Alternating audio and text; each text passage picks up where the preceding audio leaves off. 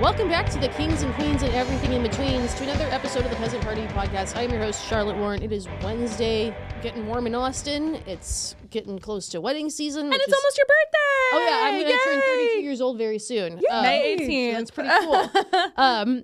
Your favorite person ever. Introduce yourself. Hey, my name is Annabelle. I'm Charlotte's sister, and I am the co-host sometimes. Yes, you are. And then what's your big update that... Oh, but nothing. I'm single, whatever. It's not a big deal. Well, no, not that. No, not that. Well, no, we're talking more. Whatever. The Art of Hating is coming out. She is the art expert. I am the village idiot. And I asked we make art history more accessible for the layman because when people think art history, that's awesome. It's super fun. We've done a couple episodes. We're kind of like we're about to chopping them release up them right now. Yep. I'm thinking about the next one. I'm excited. It's so much fun to talk about it. Any with you, particular topic you want to tease that we've already covered? I'm thinking performance art. I want to have a little chat about performance art. Oh yeah, I think maybe what I'm doing is kind of performance art. But so far we've done an episode on Van Gogh. Yeah. I think is that going to be the first one we release? Van Gogh, Vermeer. Yeah, I think so. Cool. And then we did one about like attacks on art, when people attack art and like slash paintings and vandalize. Super wicked fun. We will be sounding the alarms as soon as that is out, which will be very, very soon. Yes. But we're excited for that. But I'm also very excited to introduce our guest today. She's sitting right in between us. Audrey, do you just want to introduce yourself? Yeah. Hey, I'm Audrey. I live here in Austin. We've been mutuals for a minute. Yeah. I feel like our niches never really overlapped until now. So I know, right? It's exciting that we get to do something. Exactly. So I always on TikTok, I like to, when I see someone that's like, seems to be in like a similar age range, especially if they're in Austin and Texas, who seems normal and has cool interests and is like making content, I always like mash the follow button. Sometimes people follow back. Audrey is one of those people. I think she's just super fun and happy. Like she is probably the most interesting job ever. I think it is so cool. And also some really interesting hobbies on top of that. So I'm like, I need to follow you. And I feel like, like I said, you have very interesting hobbies. You've invited me to like trivia. I need to go. You do? Yes. And so. Trivia night? Yes, at Lester Pearl South. A trivia night. So I'm not at Lester South anymore. Ooh. I am going to be starting at Stargazer on the 26th, I think. Oh, hell yeah. Well, we love a trivia night around here. So I had to have her on. And then also, a bigger thing too, just compelling event, is Audrey has been caught up, somehow becoming, it's not her TikTok niche at all, but there's a viral TikTok debate right now about about dry weddings versus cash bar versus open bar. And it's been a whole ordeal, and Audrey did a stitch on it with her opinion, and it has blown up, and all of a sudden she has become this unofficial connoisseur of like what is wedding etiquette. Yeah. So it's about to be wedding season. I thought she'd be a great guest. Super excited. Yeah. Yes. So I think before we go into it, like let's go into the about you. Okay, yeah. This really cool job that you have. Can you tell us about this really cool job and how you got into it? The really cool job. Yes. Yes. Sorry, I didn't mean to cut you off. Oh, I just think it's so freaking cool. The really cool job that I have, I run a small business that does princess parties for children. So if you have a kid or an event and you want Cinderella or Elsa or Ariel or Tiana there, or one of the 50 other characters that we have, you would call me and I'll get it done. We have swimming mermaids. It's mermaid season soon. Hell yeah. Right now. I've been doing that for like 10 years. Wow. Yeah, it's really fun. Wow, do you have like a little harem of princesses? Yeah, because I was going to say, you say small business. I've seen the group photos. There are like, you employ a lot of people. I do, yeah. I have, I think, like 15 to 20 girls. I have a handful of guys, yeah. I love it. Yeah. Oh my God. That's awesome. What's the most popular character right now? Elsa? Since I started in 2014. Yeah. Elsa has never... Why? So I started kind of right after Frozen came out. I actually started... an actor friend of mine posted that she was like, I was Belle at a party today. And I was like, oh, like, I've worked with kids my whole life. I was like a musical theater person. So I was like, that's like the 3 skills that I have at once. Like, perfect. And so I messaged her. I was like, hey, would it be stepping on toes if I auditioned? And she was like, no, go for it. So I auditioned. I got hired. And then 3 months later, the woman who ran the business had to sell it. And so she called me and she was like, hey, do you want to buy the business from me? And I was like, yeah, I'm 24. Like, what else am I doing with my life? I could run a business.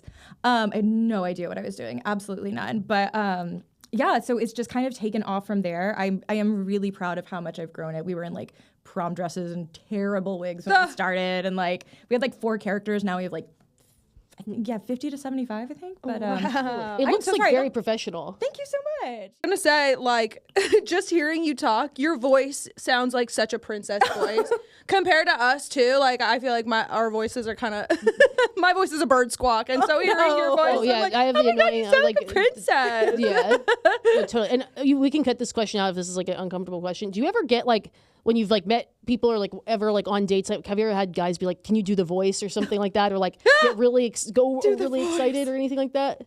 Not often. I haven't. I did once. So, and I'm like, because I've been doing this for 10 years, and since I've like run the business, there's so much information about Disney princesses in my brain. Unfortunately, they all have different voices, right? So you have kind of like a stereotypical princess voice in your mind, but like Snow White is like, "What do you do when you're sad? Oh, you sing a song."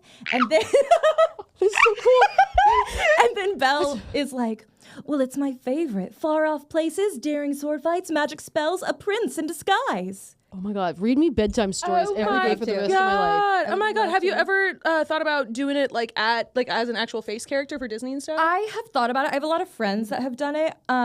I thought about it more when I was younger. I was like 24 when I started. I'm 34 now. I'm turning 35 this summer. You are? Yeah. Oh my God. I would never have guessed that one. Really? Yeah. I definitely thought you were like tops 28. Oh no, definitely. Wow, I'm elderly. Crazy. Okay. Yeah, so that's kind of part of that. It's like my age out time is coming, and so I don't think they would hire me. But also, I started doing it here in Austin, and then just got kind of like tied to it. You know what I mean? And then it's like, well, I love running the business. I love getting to make the creative decisions and like have events and decide how the events go. And that really like brings me a lot of joy. So I used to think about like, yeah, it could be fun to be a face character, but I kind of have more fun getting to do all of it, you know? Yeah. Also, that's just a need in Austin. It seems like you are the like party character company like in Austin. Thank you. I mean, just like South by, like, I'm sure that must be like just a way better career opportunity. Like I've heard horror stories about Disney. I have a lot of friends that have been face characters at Disney, and I feel like Disney, you either like love it or hate it. Like working there, it's so polarizing. Totally. Wait, what's the coolest house you've gotten to do a party at? We did a party at Sergio Garcia. He's a golfer. Oh shit. Yeah, he's like a super famous. It was okay. Can I tell you? We can cut it if you want to. By all means. So embarrassing. So this house is huge. Like at the time we did tea parties, so I'd like bring tables and chairs and little tiny tea sets. And setup took like twice as long because the house was so big. Like getting to my car and getting to where we were setting up was like, oh my God, double time. This crazy huge house, absolutely gorgeous. I mean, I've seen some beautiful houses, but there's like golf stuff all over because he's like a very famous golfer, it turns out. And I go to his wife and I was like, "Oh, does your husband golf?" Because I was like an attendant at the party. I wasn't a princess. And she's like, "Yeah." And I was like, "My dad golfs." And she's like, "They're like the same." Yeah, exactly. She was so gracious about it. She was so nice. I was so embarrassed. I feel like it's probably a relief. Like it's like someone who doesn't know, who isn't chasing your husband down. Like, oh, cool. Like, well, and she was so sweet because she's like, "Oh, your dad golfs?" I was like, "Yeah."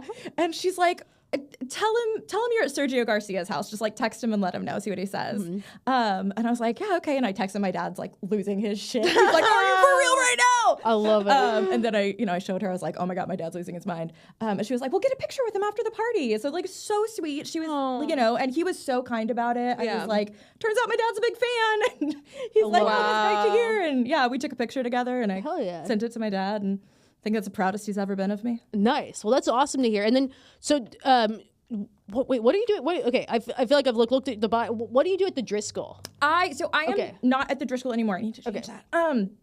But I was doing events, which I think is kind of how I got into this wedding discussion. I was doing event sales, so I was wedding adjacent. Like I wasn't the wedding person there, but I did a lot of proposals, and then I like literally, my desk was next to the wedding person. So just when you're in that, you see it all. But I also did the tours there, the history tours. And we've done the ghost tour. We just did it. We just did it, dude. Really? I actually then just got hired by a tour company because I was like, I was good at that. That was fun. But yeah, so I did the ghost tours. I got to be in Call Me Chris and Selena Spooky Boo. They did a video at the Driscoll. Nice. Then like Sam and Colby did a video at the Driscoll. So I got to like show them around and introduce them to the ghosts. And it was a lot of fun. Nice. That is so cool. And not only do you have a cool job, You have really cool hobbies. You're in roller derby. I am. That is fucking sick. Okay. How does that work? Like, how can, if women are interested in getting into it, how do you do it? Like, how do you find, because they don't do that in schools. Like, there's no roller derby in schools. How do you get into it? That's honestly something I love about roller derby is that you can find it kind of later in your life. And it's not, like if I wanted to be a ballerina right now, like I could take some classes, but I wouldn't get to very high levels, right? Because like you got to start when you're like barely walking. But people come to derby at all sorts of times in their lives. So I skate for TXRD, which is the Banked Track League, which is the original roller derby revival league here in Austin, started in 2001. And it's really cool. If you are interested, or if anyone is interested, you can go. There's classes. So Lacey does a Derby Academy, and you can start like level 1, which is literally like, here's how to put on your skates and get onto the track. That's where I'm at. Like, yeah, absolutely. Just skating around the thing. And you go forward, yeah. And then and then it kind of builds from there into stops and falls and like that. And then if you were to try out for the league, it is you do a tryout. And then it's a 3-month process. And so the first month is, again, kind of stops and falls, your stride on the track. The falls is important because you fall a lot. So that's like the first thing you need to know. Yeah. And then the second month is like hitting and kind of getting into that. And then the third month is like putting it all together in like actual gameplay. And then there's cuts at the end of every month. And then if you make it through all 3 months, you get into the league as a hired gun, which is an alternate.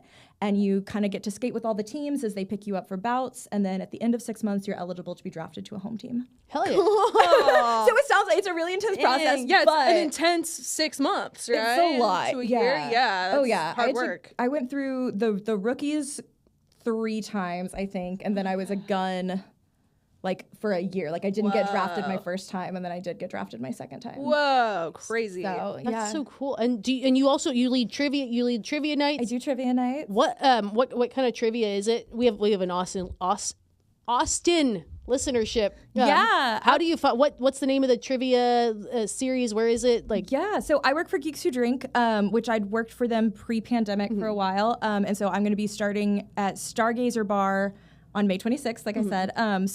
But if you just go to the Geeks Who Drink website, like there's tons of quizzes all over town. You can find one near you. Are they themed nights? They're like everywhere, right? They do themed nights sometimes, but like the weekly trivia, they're everywhere. Yeah.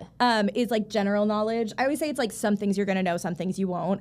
Sports is always like a trivia night. Like yes, except for sports. No, so you gotta have like a well-rounded team. That's that's the key. You have to bring a token man or whatever. Yeah, you gotta bring like somebody who knows sports. Somebody who knows geography is usually good to have. Yes. Yep. Yeah. Yes. Good. Yeah, and Geeks Who Drink is everywhere. Do you recommend, as a whole, do you recommend Geeks Who Drink, people who are looking out to go meet people and friends? Yeah, I think it's great. I will say at my quizzes at least, I have in the past, if somebody comes just like solo and they're like, I'm by myself, I'll like get on the mic and be like, does anybody need a friend? Like, hell yeah. I don't know that all quiz masters, that's just my energy. Awesome. But I think it's great. It's like it's fun, it's laid back. I mean, it's like there are people that get really into it, but it's just, like have a couple beers, sit with your friends, and So it wouldn't be weird to go alone to something. I don't think like so. No. this. Okay. We'll go. Cool. I'm trying to do like alone stuff more. Yeah. I mean, we can go obviously, but yeah, like I'm trying to do stuff by You should myself. you would be great. I feel like you would have fun know. at roller derby. You should do roller derby. Yeah. No Yeah, men. like, do you need? Does There's no anybody men need a friend? in the women's league, right? There's no. So TXRD is our gender policy is that it is like kind of a women league. If you feel like that is your place. So we do have, non-binary skaters, we have trans skaters, but like if you feel right in this space, then like we're not gonna argue with you. Yeah. But It's already like an alternative space. Yeah, exactly. So it's very like gender expansive. Inclusive, Yeah. Hell yeah. No, so so Annabelle is less of a TikToker than I am, and so I would love to, before we go into the wedding debates and stuff, can we recap to Annabelle what the big TikTok discourse is? And for not just Annabelle, but for our listenership who maybe doesn't keep up with TikTok. How did you become the spokesperson for dry weddings versus open bar versus cash bar? So my understanding is that it started, there was a video of someone and they'd posted and they were like, nobody came to our wedding, and the people that did come like left early and we were really sad. And all the comments were like, wow, that really sucks. And then it started kind of coming out that it was like a dry wedding and a destination wedding on like a Wednesday, and guests were expected to like help clean up at the end. So then people were like, okay, queen, like I can kind of see why your wedding wasn't especially well attended. And then it kind of sparked this debate, and people were saying like, well, if you wouldn't go to a wedding just because it's a dry wedding, like you're a bad friend. And then it kind of turned into this thing where people were talking about like, you know, of course, then like cash bars as well, because we are barreling towards a recession and bars are expensive. And so people are kind of like, well, I don't drink, so I don't want to have a bar, and I don't care what my guests like. And that's kind of where I jumped in, is because I was like, I think it's kind of weird to like host a part. Like the ceremony is about the couple, is about, you know, but the reception is a party that you're hosting, and like you kind of should care if your friends have fun. Again, let me be so clear, because the comments have gotten insane. Whatever that means to you and your people, if that is alcohol or not, like, but it's, you know, you're hosting, you're providing the food, you're providing the drinks, like, that's just kind of the standard expectation for hosting. And then it got absolutely insane. Yeah. It's so interesting to see, and I think there's also some of it where you can really see the age divide in the comments. Yes. A lot.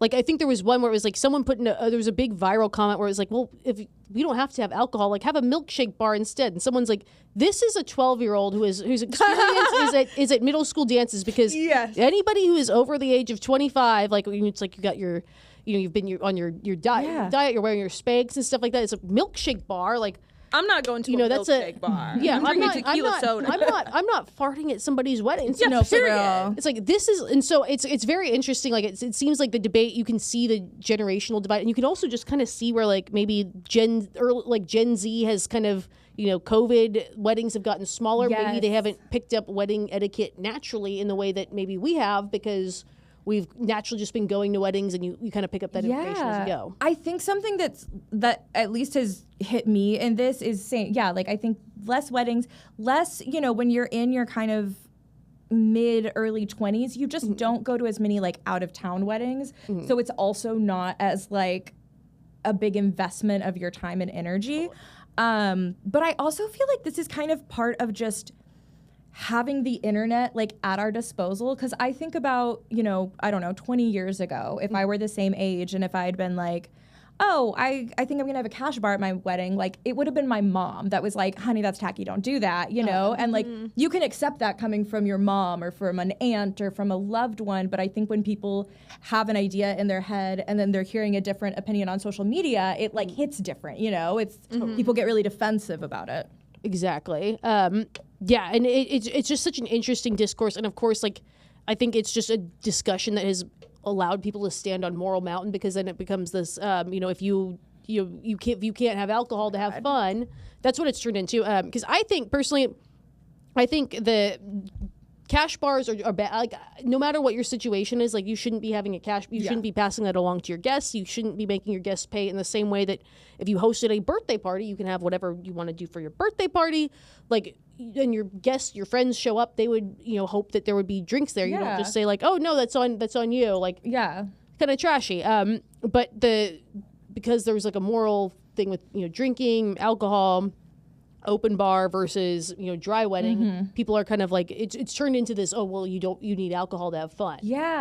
Which is interesting. I was getting a lot of those comments. People are like, I guess you're an alcoholic then. I'm like, damn, slow down. Yeah. But yeah, it's interesting, and it's, to me, and this is what I've been saying, it's more about like the expectations and the gesture and the like, because even if I were at a couple, you know, like if I'm at a Mormon wedding, like I'm not expecting a full bar, you know, like that's not the culture. But I am going to expect like cute mocktails. Like I am going to expect good food, because it's like you want your guests to enjoy the experience. And same with like, you know, again, bars are expensive, but like budgets are very fluid within a wedding. And that's why I was like, if you invite me to your like backyard wedding in the afternoon, like I am expecting a cooler of Lone Stars and like Nana's potato salad. You know what I mean? Like I am not expecting anything crazy. But if it is black tie, if I have had to valet my car and buy a new dress and, you know, again, put all this time and money,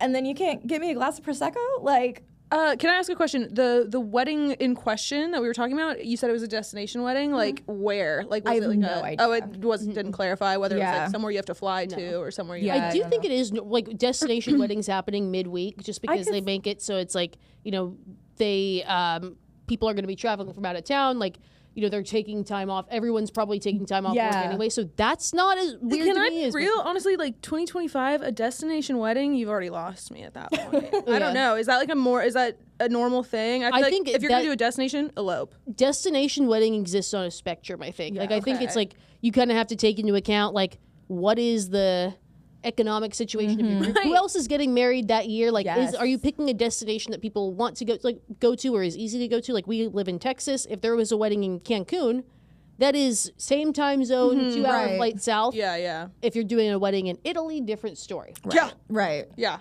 Totally. So I think it really depends. I do think if you have a destination wedding, like any of your like bridal showers, all of that stuff, like you kind of have to like balance that out. But yeah, like destination wedding midweek is everyone. That like seems you're not already weird. there. You're Yeah, already that there. makes sense to me. And then usually people that are doing a destination wedding the right way, they are also doing, and I think this is also should be a bit like a welcome party and like a brunch. Like they're doing. You get your own personal Coachella that you're treating people to, or that's what you're supposed to do. Right. Yeah. Yeah, like, but no, that's another thing you brought up is like if you want to have a black tie wedding, you also need to provide a black tie experience for your guests. Yes. Yeah. Wait, have you been to a black tie wedding before? I've been to a handful of black tie weddings as guests, and working at the Driscoll, I saw some crazy weddings. Really? Gorgeous weddings that again was not a guest at, but they looked beautiful. Totally. But yeah, like I think a black tie wedding, it's like I said, you buy a new dress, you're in your Spanx, you had to valet your car, you're at this like very fancy venue. That's the other thing that people were kind of talking about, that it was like, okay, if you're going to spend all this money on your venue, on your florals, on your makeup artist, on your, but you don't care to spend the money on your guests, like, I don't know, man. Yeah, because that's a thing that like people buy getting like flowers, and then it's like they skimp on the food because it doesn't look good as Exactly. Doesn't look as good in pictures. Exactly. Yeah. Yeah, like if you are asking people to rent tuxes and wear a full length dress, I love a buffet. But I wouldn't have a black tie wedding. Like it should be a plated dinner and stuff like that. Like if you want the black tie look, you got to provide the black tie experience. It's so interesting. I don't know. You can see the generational divide. Like, why do you think that is, the generational divide? Do you think that's because younger generations are more entitled, or because they just have like less of a connection to wedding etiquette? Like the being like, well, you must be an alcoholic. You should be able to come to my wedding and sit quietly like a little church mouse and drink nothing while I get married and you celebrate me. Like that feels like entitled to me, honestly. Oh, for sure. I'll let you take that question. Well, what's crazy is that there were people commenting on my TikTok, and they were like, you're really entitled for expecting to have fun at your friend's wedding. You're really entitled if you expect your friends to buy you all this alcohol. Somebody was like, you ever been to a fucking wedding? Sorry. You ever been to one? Like, super entitled of you to expect your friends to fund your alcoholism. I'm like, slow the fuck down. I will bring a flask. I'm not. Well, that's the thing. That's when you have a dry wedding. Like that is a thing that you kind of have to keep in mind. Like I've been to a dry wedding before, and it was because the couple didn't drink. They still provided, and they were young. Like they went to a Christian university, met there, and they had their iced tea. You serve yourself. It was also casual. It was in like, San Diego. It was very very nice. Like. But people were in sundresses, and they had the iced tea. They had the special lemonade. It was all labeled very nicely. It was very much a this is a personal conviction. It was not like you guys got to run to the bar across the street. Yeah. It was a personal conviction, and also like I think this is where kind of some hot takes come in. It wasn't a surprise when I walked in. Like it was kind of like. This is the couple's views. So this was a surprise, the wedding in question that we were talking about, like people didn't know showing up. I think it was at a hotel, and there is a bar at the hotel outside the like reception venue. So I think that's what makes it weird. Is like it's one thing if it's a personal conviction, like there are religions that do not drink alcohol, and I think surprise is kind of like on a spectrum. Like a lot of times if people are surprised, maybe they didn't they just didn't know the couple that well or read the invite. Exactly. But it kind of seems like, the couple was very much like you can have alcohol. Like, it seemed like they were doing kind of their own thing, but it was just they didn't want to pay to serve it. Yeah.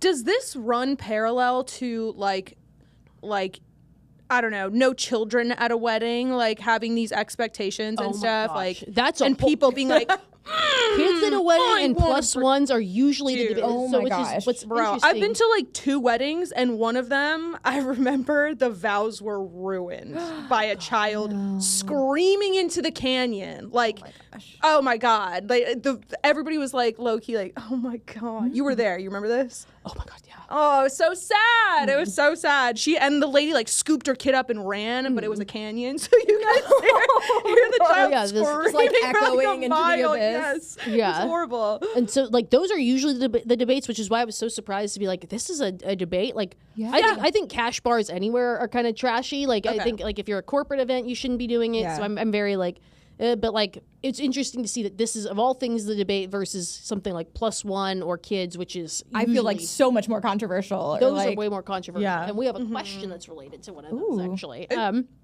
Yeah, while I pull that up, Annabelle, what's your hot take of the day? Let's see if Audrey agrees with it. Ooh, in regards to weddings, well, I guess my one would be like, if you're gonna have a destination wedding, just elope. Honestly, I personally feel that way. I think like destination wedding is like a crazy thing to like ask people and expect. And I know that you can turn it down, it's fine. But if you're very close to that person and it's like, hey, I'm having my wedding in Italy, hope to see you there. And then you're kind of like, well, goddamn, dude, like I can pull it together, but that's gonna sacrifice every other vacation I wanted to go on for the next 2 years. Yeah. I'm kind of like, elope. It's better. Okay. It's better to do that. That's my hot take. But I also haven't been to like a ton of weddings. I don't believe necessarily in like the bridal party and bridesmaids either, but maybe that's my like new age. Well, views. guess what? You get to be my maid of honor, so have fun. I'll do that. I demand a good speech. Oh yeah. I got you. I'm gonna fuck that up. I'm gonna be the best. Fantastic. Cool. I've got the letter. You read the second letter? Yeah, sure. Okay, cool. All right. We're going back to the plus one I'm so debates. excited. Okay. Sound effects are great. If there's anything you want to react to while I read it, it's always fun to do that. Okay. Not read. Was an uninvited plus one to a wedding, and I am mortified. Okay. I've been seeing an awesome guy. We'll call him K the last 8 weeks. Great vibes, great dates. I really like him. But a few weeks into dating, he hits me up with an invite saying, basically, I hope this isn't too soon. I've got a friend's wedding coming up. I need a date. Any interest? With how well things were going, I excitedly accept without questions beyond date, time, and attire. Leading up to the wedding, Kay was continuing to tell me how excited he was. When we got to the shuttle pickup the day of the wedding, Kay started introducing me to his friends. I immediately felt a weird vibe. People seemed surprised and just short and cold when I'd introduced myself. In the moment, I chalked it up to him just not sharing ahead of time that he'd met someone. Or just his past long-term relationship where his ex was ingrained in his friend group. Luckily, she wasn't in attendance. But after the ceremony, though, when we went to the reception area to look for our seats, I didn't notice my name or even a placeholder listed on Kay's table. I followed him to his table and noticed there weren't enough seats. Then I slowly came to a realization. No! Kay muttered something aloud, like, oh, there's no seat for my name. And one of his female friends, I heard her whisper back, yeah, I don't think they were expecting you to bring somebody. When asked if he'd RSVP'd, he'd said yes, but he just had kind of a blank stare when they asked if he'd RSVP'd for me as well. The other female friend chimed in, well, were you given a guest? He had an even more blank stare when his female friend looked appalled. I felt mortified. I'm so stressed. Oh, I'm going to throw up, dude. I know. Kay tells me, here, you take my seat. I'll just stand. And then to make matters worse, someone clearly from the bride side of the family walked over after noticing Kay standing while everyone else sat and ate. She was perfectly nice and was quick to say, here, I'll get you a chair. But I was absolutely mortified. For the rest of the evening, I was trying to have fun but couldn't shake the embarrassment. Also, the cold shoulder absolutely continued throughout the night. And even heard a random guest whisper to another, oh, that's the uninvited plus one. There was clearly gossip going on throughout the night about this. I tried to be as nice as possible to everyone, but it definitely didn't fix the elephant in the room in the slightest. As we went home, I said to Kay I felt terrible for basically crashing the wedding. He laughed that off and said it wasn't a big deal. And the people who took issue with it are the type that just complain about anything. And they're just bitter because they came alone. When I pointed out that they might have come alone because they weren't given a guest, he looked confused. At this point, I realized he was clueless on wedding etiquette. He was under the impression that since all his friends were bringing their girlfriends, that he was given a date. We checked the wedding website, which also confirmed he was invited solo. Annoyingly, as he realized his mistake, he just sort of shook it off with a smile, saying, well, I guess I learned that one the hard way, and people will forget soon enough. Oh my God. I hate him. Long story. I'm sorry, but I thought the details were important. Details were appreciated for sure. Now for my question.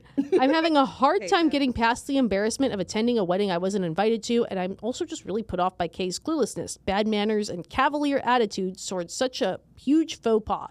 Even if he learned his lesson with wedding etiquette, I can't help but wonder what other social norms he's unaware of. Also, even if he learned, his friend group was clearly turned off by this, even if it weren't his fault, or even if it weren't my fault. I don't know. I hate the thought that I have to get past such an awful first impression. We are having so much fun. Everything was great until this point, but I am at a loss for how to go forward. What are your thoughts? Oh God! What would you? Okay, what would you have physically done? Tense right now. If you that moment of realization, what would you have done? If I were the moment? girl? Yeah. I honestly think I would have called an Uber and gone home. Yeah. Like I would. I'm not staying at that wedding. I think I would have said something honestly to the bride's family or something, and be like, "Look, let me dog, I am so sorry. I know it." Yeah, and then would have left. I would not have stayed for the I wouldn't have stayed. Which is not to say that this is on her at all. No. However, yeah, I can't handle that. Oh no. Oh my God. To stick it out is. I think it's hard too because it's like it sounds like there's a shuttle, so I don't know if this was in a weird remote area. Yeah, I've like been to weddings with shuttles and they like take you they take you out in the canyons and stuff and like it's sort of like, well, what do I do? Yeah. Like you don't want to be on your phone and like being the person that's like fleeing a wedding. Like you're kind of in a rock and a hard place and another hard place on top of that. Well, because then it's also, even if it wasn't a shuttle, like did she drive? Did he drive? Like what's the car situation? Right. Yeah, I would break up with him immediately and let it all fall on him, honestly, because if he's going to embarrass you like that, like, he's going to do it again. It's been a few weeks. What'd she say? It was like 5 weeks? I think she say 8 weeks? 8 weeks? Like 2 months? That's nothing. Yeah. That's nothing, okay? He's just getting started. He's just getting the ball rolling. And the fact that, like, she brought it up to him and he was like, oh. Yeah, that's what gets me. And it'll be fine. I think age matters here a lot. That's what I was about to ask. Did they clarify how old are they? No, and like sometimes they do. Like, 24, 25. This is everyone's first wedding because I think you hear like, oh, like your friends are talking about like, well, my girlfriend, like we're both going, but it's like if you're in the same friend group, like of course they're invited together without question. Can I make a confession really quick? There is a wedding that I did not RSVP to, and I didn't go, but like I just didn't RSVP. I was like 22. I still feel I'm like, oh my God, what an embarrassing like faux pas that I made. Because now I know like, oh, the RSVP number is actually very important, and it's like really fucking rude to. Sorry, can I curse on here? Yeah. And it's like rude not to RSVP, to just be like sitting in limbo, and I'm like so embarrassed of my 22-year-old self. So like. Yeah. I'm still friends. I'm still friends with the guy. I think I was getting married, so we're fine. Totally. But like, you know what I mean? Like, it's just those and like it happens. It happens when you're young and you don't know the etiquette yet. So like that is why I was kind of curious. Like, yeah, like I think like if anyone doesn't know the etiquette yet, you are not like a +1 or a date. So I'm also just like I'm like going on dates is called dating. I'm also like a +1 is for truly single guests to bring a date of any kind. Like if they're in a relationship. Like the idea is like anyone who's married, engaged, living together is supposed to be invited with their partner, or in a serious relationship. And that's where things get dicey is because it's like, what is a serious relationship? Right. Like there are times where people are getting into a very new relationship and like, someone's left off the wedding or like their couples are kind of like, there's a very hard line with like married, engaged, living together. And they're kind of like, oh, where's an easy cut? Oh, like boyfriends and girlfriends. Yeah. It's kind of like, okay, then you're like, giving privilege to the married people. Yes. Usually it's like if you're inviting somebody with their partner, You invite both of them by name. You give a and guest or a +1 to someone truly single, or you can give it to a person that is, in a relationship and they bring their partner, or they can interchange that with anybody. Like if their boyfriend can't come, Can I ask a I'll question? bring my sister. Yes. Where do you find it weird to draw the line? Like people are giving a +1 to like the friend and spouse, but then they don't give a +1 to a friend who has like a boyfriend or girlfriend. Does it have to be a certain amount of time that the guests have been dating before you can invite them both? That's where it gets so dicey. Yeah. So couples kind of throw in arbitrary rules, and of course there's going to be like, it's an easy kind of like soft cut where it's just like, oh, you married, engaged, living together. That is a hard line. There are people who get married very quickly and have very crazy marriages, and then there are people in long-term relationships that just aren't married for whatever reason. Maybe they don't live together for whatever reason, and then that person gets cut, and then the person in the 3 months that got married in crazy volatile relationship, by default it's rude not to invite them. Right. And then, like I've heard about that where people are like, what the fuck, like we've been together for 8 years, and like, you know me a little bit better, but like it's kind of rude to invite me by myself. Right. It goes into that whole like guest experience. Exactly. Like if you want someone to fly across the country and like come to your wedding, like you want them to do it by themselves. Like, I don't know. No. The thought of just being in a place where you are unwelcome and unexpected. Horrifying. Any kind of party, much less a wedding. Because that's the thing is like this is a new Yeah. I don't know if they are a relationship, but like officially, but like I think I've known plenty of people, like one of my closest friends did this, but she's like, we're not doing +1s in the traditional sense. She's like, if you end up in a relationship, as long as it's like at least, a month from the wedding, let me know. They will be invited by name. She's like, we just want to avoid, people just bringing like a random opening dates. And I'm like, hell yeah. Like, that's really cool. And I know other people who have that kind of philosophy. But like, if he's not in a relationship with this girl, no one knows about her, and he's just like, this is my date. Well, and also, again, depending on venue, food, etc., it's $100, $200 a head. So, I totally understand being like, look, if you're just like swiping on Bumble to find any random to bring, like, I don't want to, Yeah. But yes, again, guest experience. I think it all depends on the person and the dynamic and the like. If someone's single, do they have a lot of friends that are going to be in the wedding? Or is this someone that like, an old coworker from a job who doesn't know anyone else that's going to be there? Like that kind of thing, And it sounds like this person has a friend group that was all there. Yeah. Which like, and this will be dumb, like kind of like man question, but like, because I know men kind of talk about this stuff less. Like I feel like women like ahead of time, it's like, what's your dress like? Oh, you're doing this, you're doing that. Like I feel like women pick up a lot social of code, these yes. etiquette and social norms naturally. Like men, they don't talk about their like relationships and stuff. Like, do you think it's weird or acceptable that like this is the guy found out the hard way? Like, do you think that's normal? I think it's possibly normal that he found out the hard way, but I feel like his reaction is what seals it for me in a way that I personally would be uncomfortable with if I were her.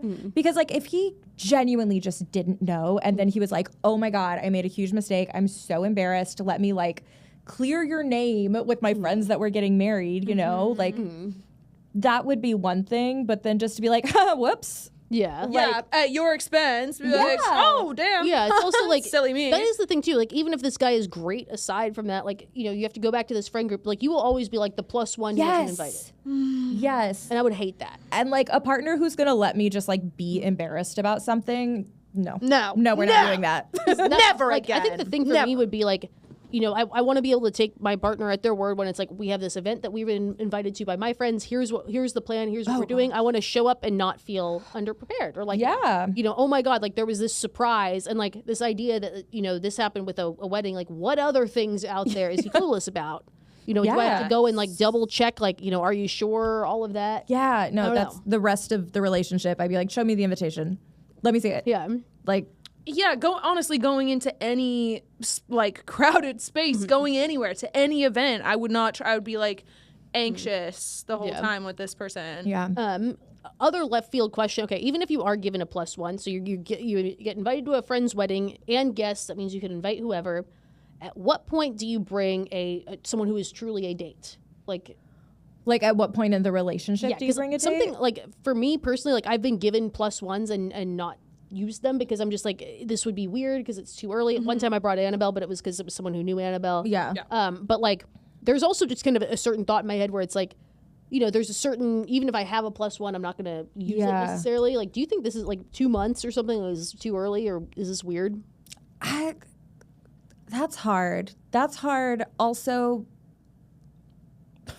as a bisexual, dating can be on gay time for me. So like 2 months in a queer relationship is very different than like 2 months in a hetero relationship, you know? Yeah. So that kind of, you know, can change thing. I think it's less of a time and more of a like intention. You know what I mean? Because there have been people that I've dated for 2 months that I'm like, yeah, this is casual and it's probably going to stay casual until it burns itself out.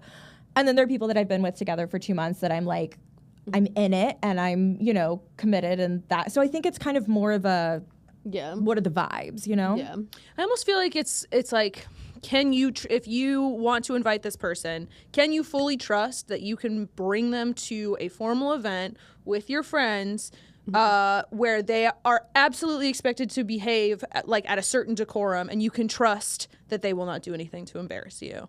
Because then at that point, if you're asking, you know, somebody that you've been dating, let's say, you can kind of be like, look, I need a +1 and like I trust you and would love it if you would come with me. Like it doesn't have to mean anything, but you make me look good and I appreciate that. There was a friend's wedding. This was pre-COVID. And I had a partner at the time that I RSVP'd to her wedding. So I RSVP'd for 2 because she'd given me a +1. And then we'd broken up like a month before the wedding. And I was like, I like texted her. I was like, do you like, what do you want me to do? Do you like, is it, you know, because like now at this point you've paid for the extra plate, all of that.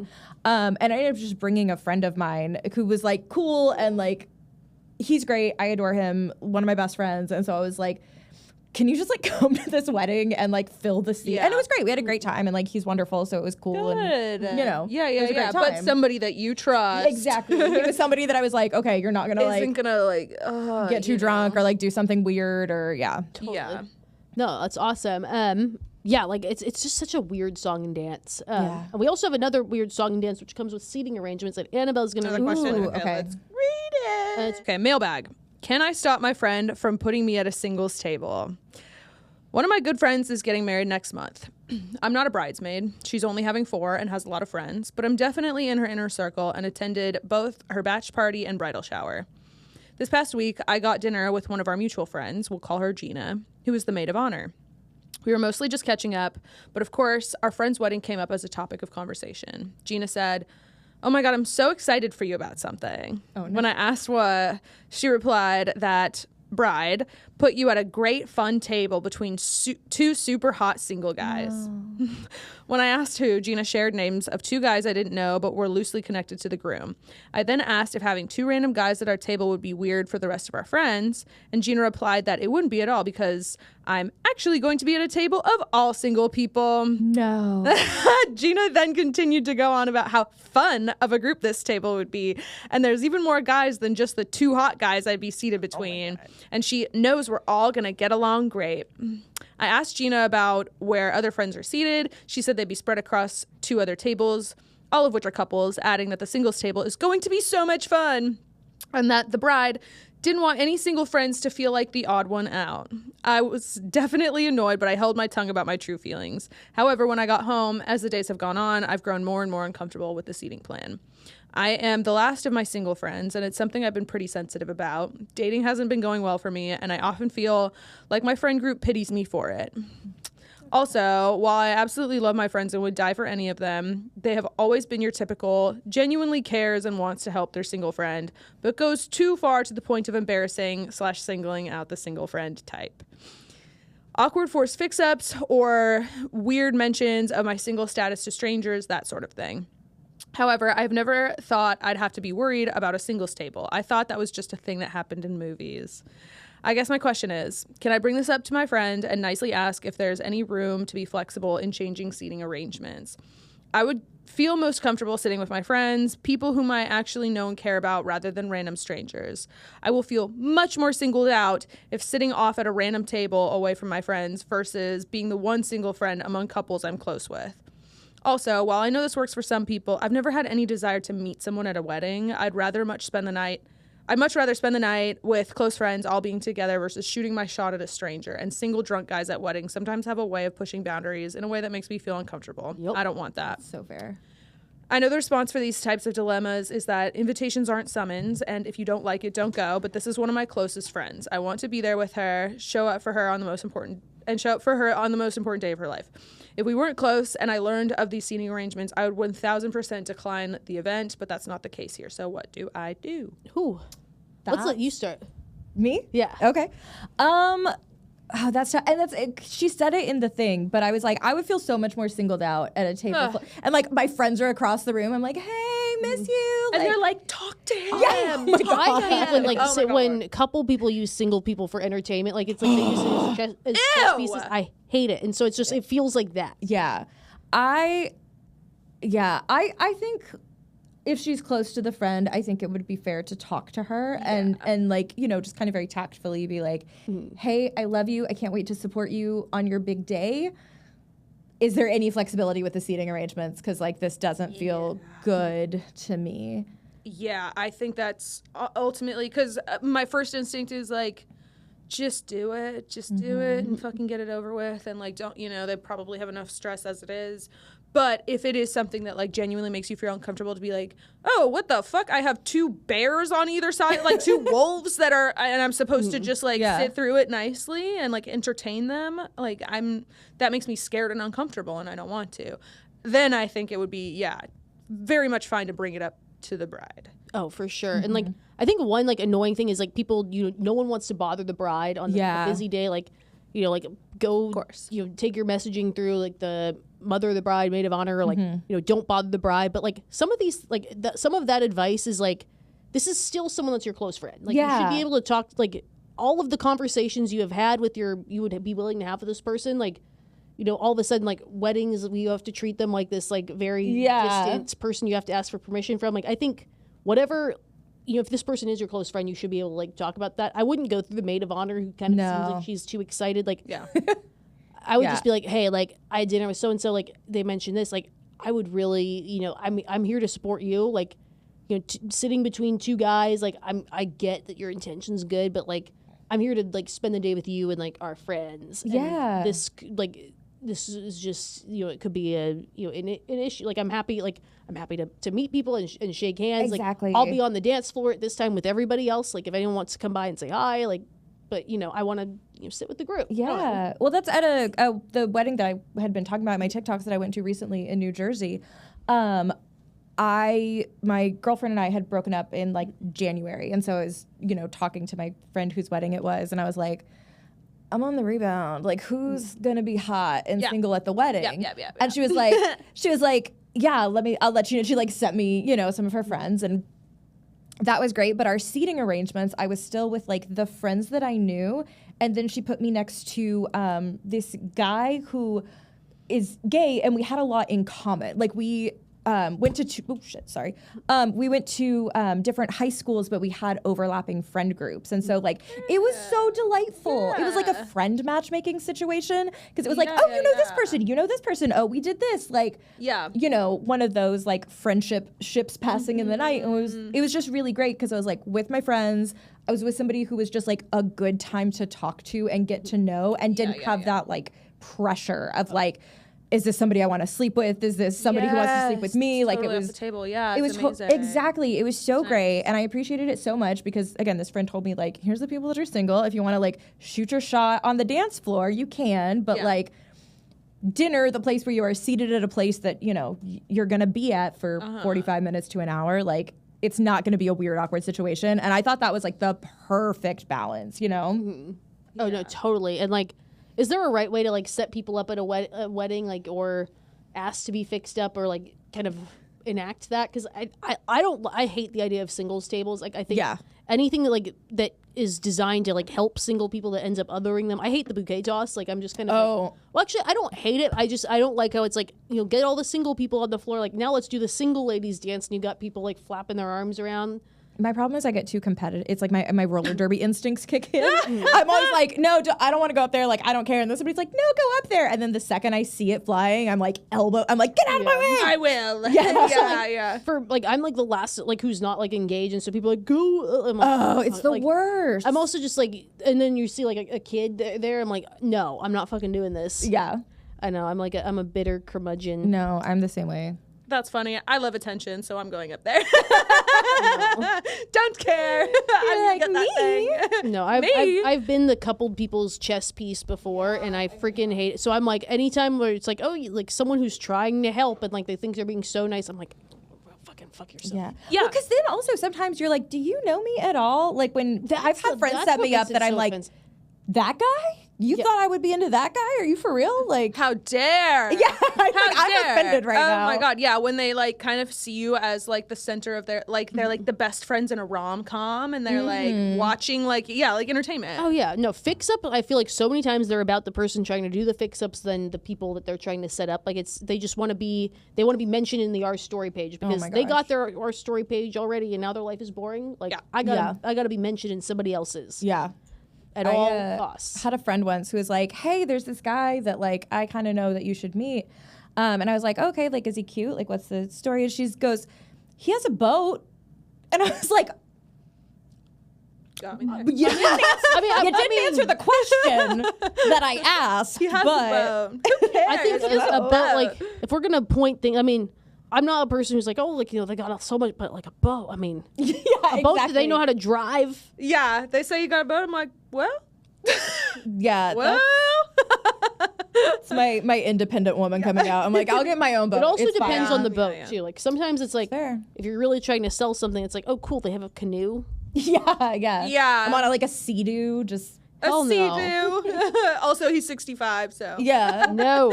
Nothing. I've been talking about wedding etiquette, though, because I've literally only been to 3, and each one is a +1. I've never been. And you were a genuine +1 for me at a friend's wedding, but like she also, because I was like, I really, she's like bring Annabelle, like we've held the spot already, and like she's like, I would have invited Annabelle on my own, but like since, you know, it's Annabelle. And it was lovely, and it was so fun. Like, yeah, the other ones I've been like a +1 to like my ex or whatever, which was still fun. I like kind of knew the people there, but definitely the thought of showing up and everyone's like, "What is she doing here?" I will do it, or just like someone who lets you looks like a rude person. Like, I don't know. Like I couldn't help but think that down the road it's gonna pop back up. Like I'm gonna show up in shorts and a t-shirt for like a fancy party. No, exactly. However, I will say, just, being a woman and like being hyper aware of your surroundings, I'm sure that how sensitive she felt about that and feeling like all eyes are on her and people hate her, I'm sure that it wasn't as bad as she felt it. No, I mean, I would agree with that, but I do feel, sorry, I just keep coming for this man. Yeah. But I do feel that like, him dismissing it, like, yeah, it's totally possible that it was like, oh yeah, nobody noticed, but it's like, okay, she's telling you she was uncomfortable with something, and you need to like take that. Yes, you know, absolutely. I'll devil's advocate this. Like, could this be a person who's just like trying to ease fears in a way that's like toxic positivity, where it's like it's fine. Like, oh, I guess we learned the hard way. It's like, like don't lose sleep over it. Oh, we learned. What the fuck?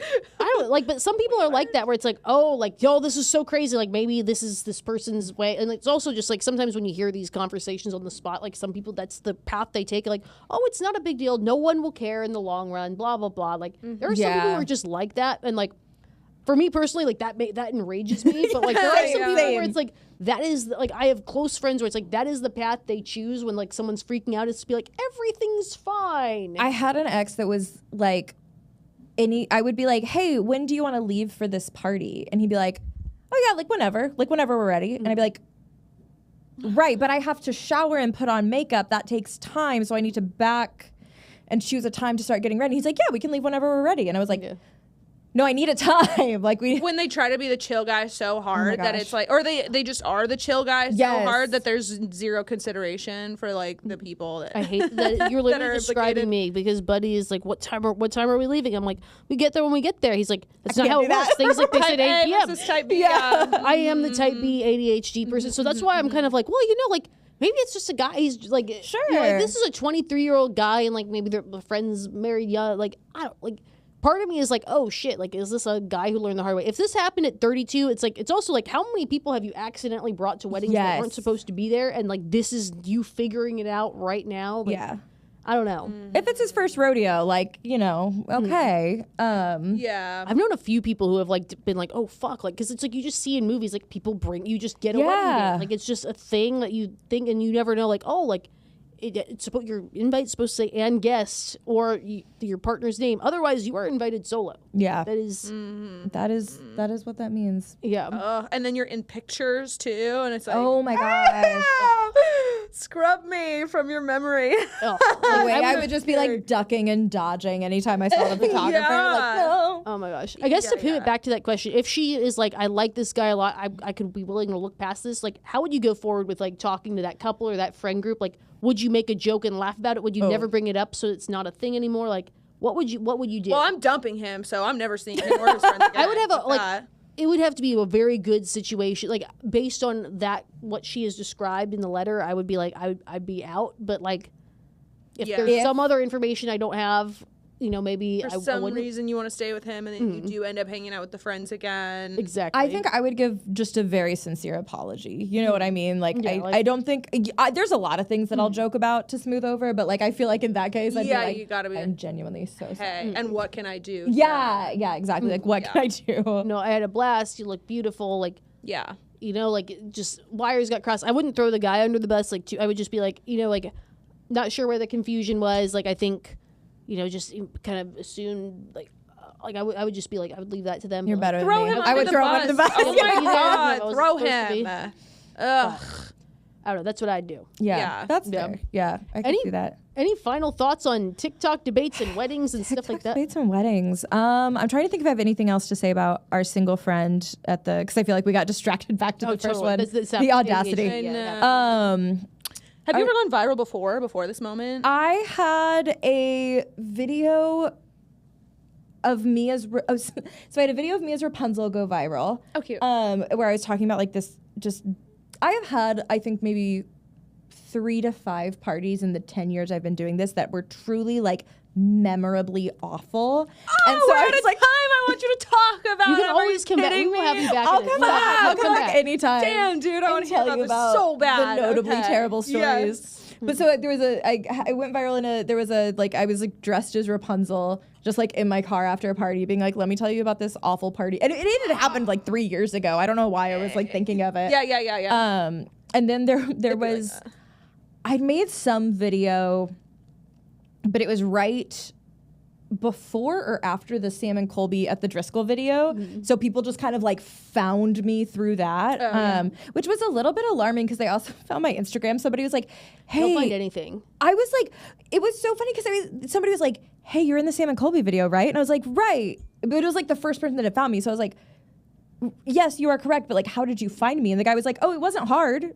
And I was like, piemize.com. Hey. So could you give me more information? Never underestimate the power of young men who like the internet a lot and spend a lot of money on the internet, and like how they will find it. They will find anything. Yeah. Like they could have, if you just found horny, not because they're never incel types. It's always like they're just kind of like, I'm here, like I'll buy your few pictures, like that's so nice.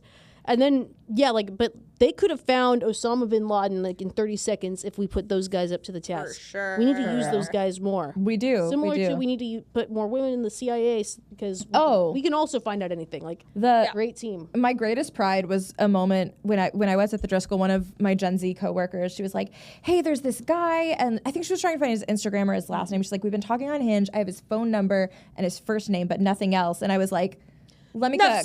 Let me cook. And I found I found his Instagram, last name, workplace in like 10 minutes. Charlotte's a freak like that too. I'm a psychopath. Too. Yeah. Oh, she's like your entire criminal record dating back to the age of 13. Well, like when you were bad on the bus. Like, I'll do a free plug for them because they've paid my bills a few times. But publicdatacheck.com is a very fantastic resource, and I've just stayed subscribed. Like sometimes they'll I'm not supposed to say they give me free months when I do an ad, but sometimes they do that. But I've kept the subscription because I find it very useful. So that is publicdatacheck.com. There's your free ad. Sorry for admitting things that are against my contract with you. This has been a fantastic episode. We should do another one. We'd be happy to take you to a beer after this and hear more of these stories. Yeah, absolutely. We love this. Catch you guys on the flip side. Yeah, this is so fun. We'll have back. Ciao. Bye. Mwah.